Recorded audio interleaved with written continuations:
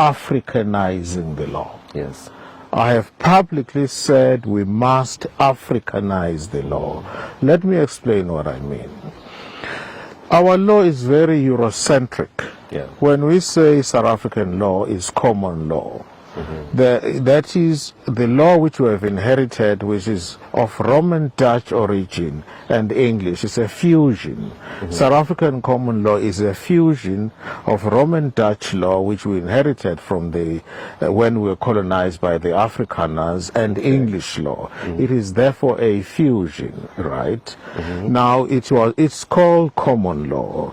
Yeah. I do not have a problem per se with common law, other than the fact that we must not lose sight of the fact that when that common law was developed, you and I had no right to vote.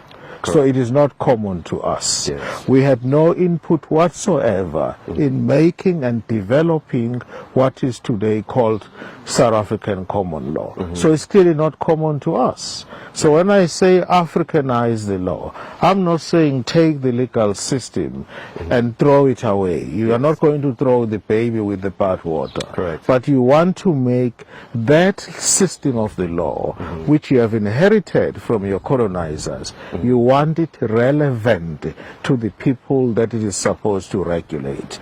Law is an instrument for engineering social change. Yep. Law is about regulating human behavior. Correct. Right? So in order for people to understand and identify with the legal system, you must make it relevant to their day-to-day needs and aspirations. I'll give you a number of examples. It's high time that academics, for instance, when they write books, they give examples that we can relate to. Let's take an example, company law.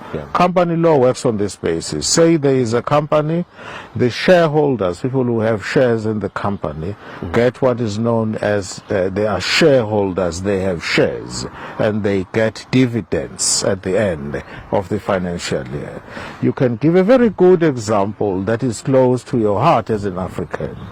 There is what we call in my culture, ilimo, right? Ilimo, this is what happens. You, for instance, I live here. Neighbors from the vicinity would come and assist when it's time to plow, right? They would come with their grain, they would come with whatever, they would come with their hose, we plow, we work together. That's a very good analogy of a company. But it has the following consequences. That food, those crops will not belong to me only. When it's time to reap, when it's time to harvest, I must share that with the rest of my community. Isn't that an outstanding example of a dividend? And the company is issuing out dividends.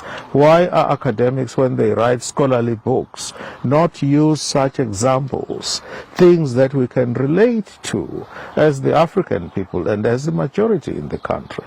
We can multiply examples.